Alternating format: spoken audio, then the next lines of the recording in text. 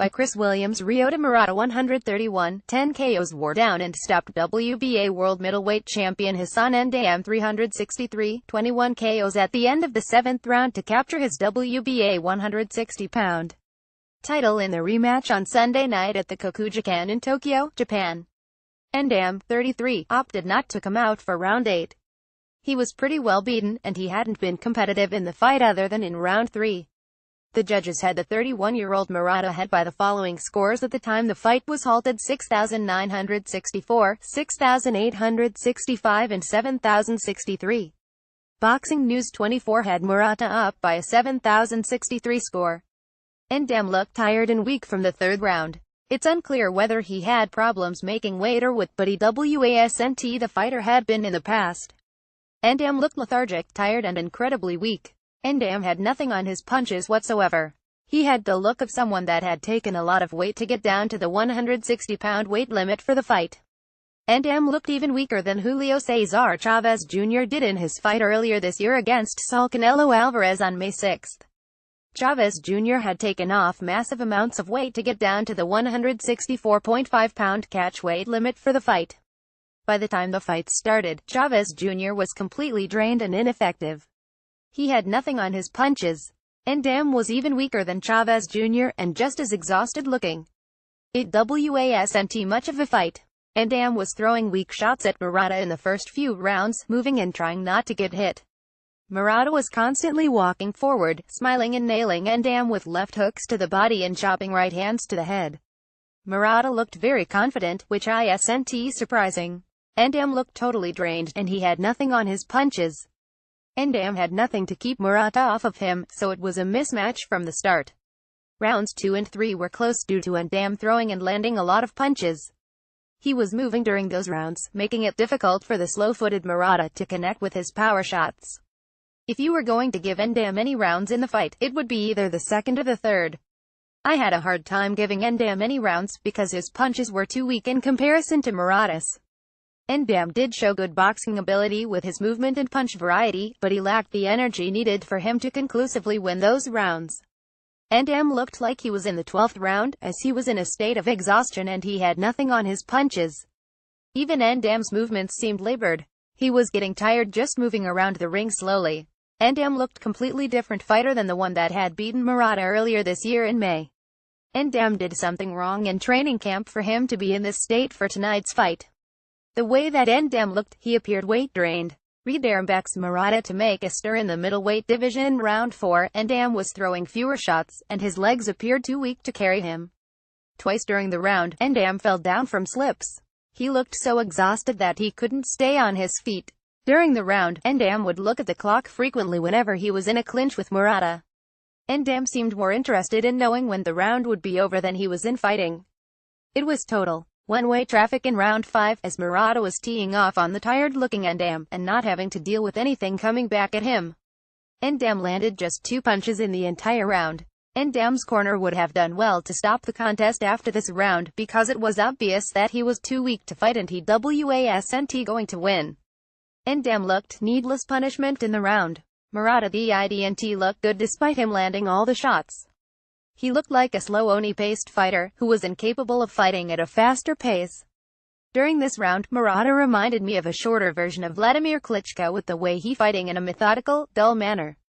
Vladimir had a way of fighting at a very slow and mechanical manner in his fights, and he rarely was able to speed up the pace to make it exciting for the boxing fans.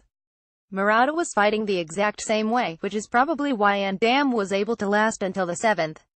If Murata had switched gears and increased the pressure, speed of his punches, and thrown more shots, he would have gotten Ndam out of there as early as the 2nd round. Ndam looked so tired right off the bat in the fight. Any top middleweight that showed a sense of urgency would have gotten him out of there right away in my opinion. Murata isn't that type of fighter though. He likes to fight in a painfully slow manner, and that's why he's going to have problems one of these days when his promoter Bob Arum matches him against someone good for the first time. Read Hassan Ndam vs. Ryota Murata. Weights. Round 6 was exactly the same as the 5th round, with Murata landing at will with his punches, and Ndam laboring to throw a small handful of shots. Ndam's batteries were totally drained by this point in the fight. He looked like he was at 10% capacity in the round. Ndam wasn't hurt. He looked exhausted and very weak. Murata spent the entire 7th round teeing off on Ndam with his chopping shots to the head, and left hooks to the body. Ndam tried to move around to elude Murata, but his legs were too weak to carry him far. Murata was able to get to Ndam every time with ease. It wasn't surprising that the fight was halted after the 7th, because Ndam wasn't going to last much longer with the condition that he was in. The victory for the 2012 Olympic gold medalist Murata avenges his questionable 12-round split decision defeat 5 months earlier on May 20 in Tokyo, Japan.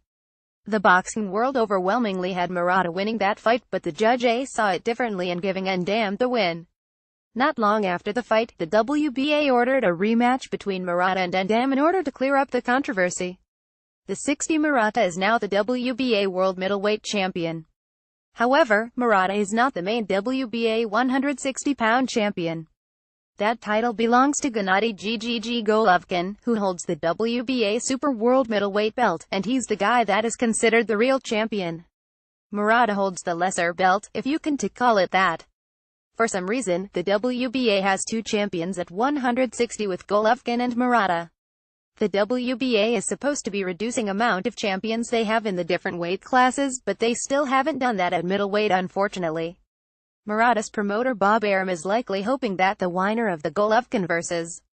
Saul Canelo Alvarez fight might want to fight Murata. Sadly, it wouldn't be surprising if that's what we see. There are arguably far better fighters in the 160-pound division than Ryota Murata, which is why it's easy to see him potentially getting a fight against the Canelo winner. Murata is an easy mark compared to the top contenders like Jermall Charlo, Daniel Jacobs and Sergey Derevyanchenko. Those would be very tough fights for Canelo or Golovkin.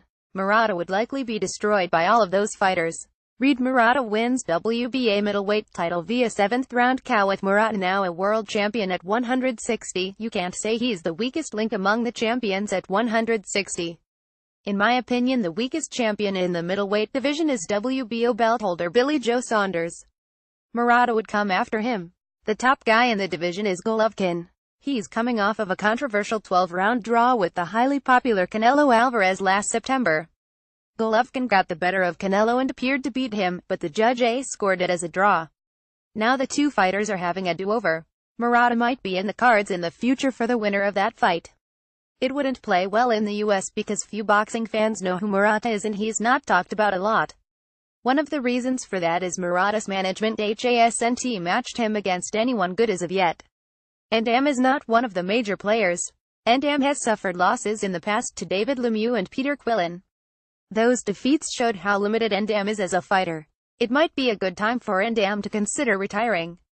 I don't see him getting lucky again and winning another world title.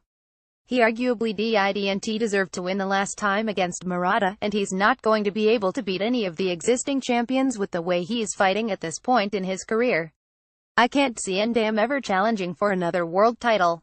He certainly won't get selected by any of the champions in a voluntary defense, and I can't see him getting ranked number 1 again like the WBA had him ranked earlier this year. That was a strange ranking, because Ndam hadn't done anything to deserve the high ranking.